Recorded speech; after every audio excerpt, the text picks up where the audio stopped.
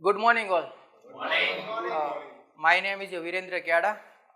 Professionally તો મેં mechanical engineering કરેલું છે, પણ 10 વર્ષથી છેલ્લા 10-11 વર્ષથી ડાયમંડ બિઝનેસ કરું છું અને ઘણા વર્ષથી પુસ્તક પ્રેમી રહ્યો છું ને પુસ્તક વાંચન કરું છું. તો 10-11 વર્ષથી જે ડાયમંડ બિઝનેસ કરું છું એમાં અલગ અલગ ખરીદી મતલબમાં અહીંયાથી કરી અને બહાર વેચતો હોય છું કે વિદેશના લોકો હોય છે, હોંગકોંગ, ચાઇના, ઇઝરાયલ કે કોઈ પણ કન્ટ્રીના લોકો હોય છે, તો એમની સંસ્કૃતિ જાણવી, એમના વિશેની એમની ભાષા જાણવી, એમનો જે ઇતિહાસ છે એ જાણવો, એ મારો શોખ રહ્યો છે. તો એના લીધે જ હું અલગ અલગ ભાષા પણ શીખતો રહ્યો છું અને આજે જે પુસ્તકનો રિવ્યૂ આપવા જઈ રહ્યો છે એ પણ કંઈક નવું છે. પૂર્વમાં નવું પશ્ચિમ. પૂર્વ અને પશ્ચિમ દિશા એટલે આખા બે છેડા છે અલગ અલગ, પણ પૂર્વ દિશામાં નવું પશ્ચિમ, પૂર્વમાં નવું પશ્ચિમ, એ ટાઈપનું પુસ્તકનું નામ છે ને લેખક છે સ્વામી સચ્ચિદાનંદ.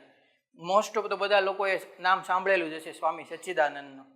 તો સ્વામી સચ્ચિદાનંદના પુસ્તકો જેમણે વાંચ્યા છે એમને કદાચ ખબર હશે કે સ્વામી સચ્ચિદાનંદ એવા લેખક છે કે જે એમની નજર સમક્ષ જોવે એ વાસ્તવિકતા પુસ્તકમાં લખે છે. કોઈને સારું લાગે એટલા માટે નથી લખતા કે સારું મતલબમાં વાંચીને તમને સારું ફીલ થાય એટલા માટે નથી લખતા. એમણે જે જોયું છે, જાણ્યું છે એ જ વાસ્તવિકતા પુસ્તકમાં લખે છે. અને અત્યાર સુધીમાં ઘણા બધા લેખકો ને બધા હોય, પણ સ્વામી સચ્ચિદાનંદ એવા લેખક છે કે એમણે પૂરું ભારત ભ્રમણ કર્યું છે. અને પૂરું ભારત નહીં પણ હું તો કહું વિશ્વ ભ્રમણ કર્યું છે, કારણ કે એની બીજી અલગ અલગ પુસ્તક, આ જે પુસ્તક છે એ ઓસ્ટ્રેલિયા ખંડ અને ન્યૂઝીલેન્ડ ખંડનું છે, પૂર્વમાં નવું પશ્ચિમ, કારણ કે ઓસ્ટ્રેલિયા અને ન્યૂઝીલેન્ડ પૂર્વ દિશામાં આવેલા છે. તો એ જ રીતના એના રશિયાની સફરે, પછી યુરોપની સફરે, અલગ અલગ જે બીજા દેશ છે તો એની એણે વિઝિટ કરી હોય તો એની નજરે એણે જે નિહાળ્યું છે એ આમાં વર્ણન કર્યું છે. તો પૂર્વમાં નવું પશ્ચિમ સ્વામી સચ્ચિદાનંદ લેખક છે અને ઓસ્ટ્રેલિયા અને ન્યૂઝીલેન્ડ. તો 2004ના વર્ષમાં એમણે મુંબઈથી ઓસ્ટ્રેલિયા અને ન્યૂઝીલેન્ડનો પ્રવાસ કર્યો હતો વાયા સિંગાપોર એરલાઇન્સમાંથી. તો એમણે જે વસ્તુ જોઈ એનું એક નિરીક્ષણ, કારણ કે ફરવા તો ઘણા બધા લોકો જતા હોય છે અલગ અલગ, હમણાં વાત થઈ એમ કે ભારતમાં ફરતા હોય છે, વિદેશમાં ફરવા જતા હોય છે. અમિતભાઈએ કીધું કે ડુમસના દરિયા કિનારે તમે વયા જાઓ ને જે લાગણી મળે એ કદાચ ત્યાં લાગણી ન મળે, તમને નેચર મળે, બરાબર. નેચર તો ભારતમાં પણ છે, પણ આપણે એને શોધવાની જરૂર છે.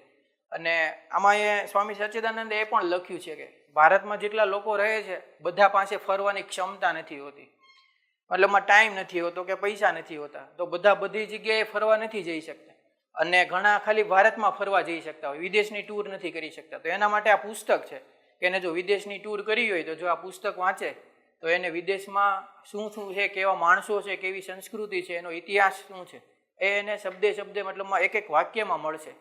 અને ખરેખર એમણે જે ઓસ્ટ્રેલિયાનો પ્રવાસ કર્યો અને ન્યૂઝીલેન્ડનો, તો એમાં એણે જે અલગ અલગ શહેરમાં જઈને જોયું, પછી ત્યાંના લોકો વિશે જે માનસિક ધારણા હોય કે આપણે એમ હોય કે ભૂરિયા એટલે બહુ ઓલા હોય, આમ હોય તેમ હોય, પણ એને જે બધું જોયું, પછી ત્યાંની સ્વચ્છતા જોઈ, નદીઓ કેવી છે, બધા માણસો કેવા છે, હોટલમાં કેવું છે, બધા લોકેશન અલગ અલગ જઈએ, અથવા તો ઓસ્ટ્રેલિયા છે જે આખો દેશ, તો એ ત્યાંના મૂળ પ્રજાતિ કોણ હતી, તો ત્યાંની મૂળ પ્રજાતિ હતી આદિવાસી ઓબેરીઝોન.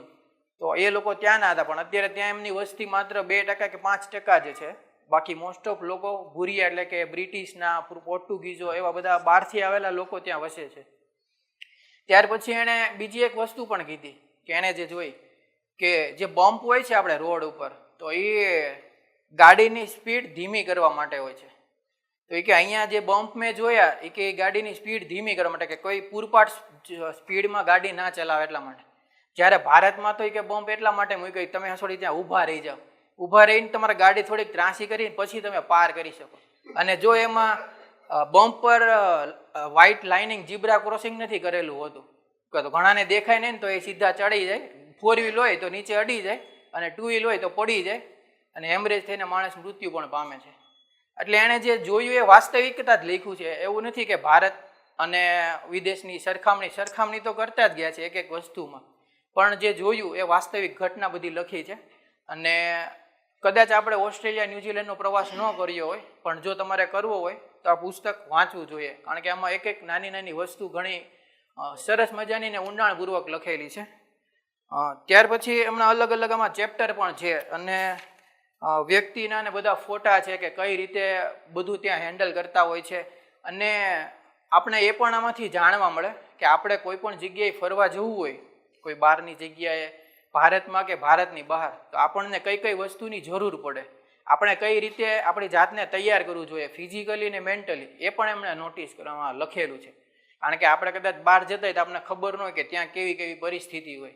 એમણે એક સરસ વાક્ય લખ્યું છે કે છત્રી અને શું બીજું હતું એક વસ્તુ, છત્રીને એક બીજી વસ્તુ કીધી કે જો બીજાના હાથમાં હોય ને તો કામની નથી.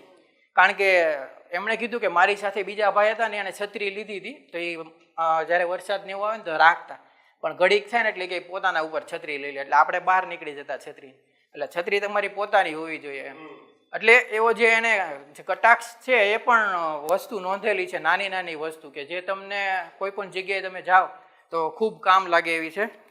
અને ત્યાર પછી આ જે પ્રવાસ છે ટોટલ 24 દિવસનો પ્રવાસ છે એમનો અને એમાં એમણે અલગ અલગ બધું જે ત્યાંનું સંગ્રહ સ્થાન, સંગ્રહાલય, પછી કોઈ અલગ અલગ જગ્યાએ મતલબ આપણે ફરવા જતા હોઈએ પણ ત્યાં જઈને ફક્ત નેચરને જોઈ અને ફોટા પાડવામાં જ સમય વિતાવતા હોય, પણ એમણે ત્યાં જઈને ત્યાંના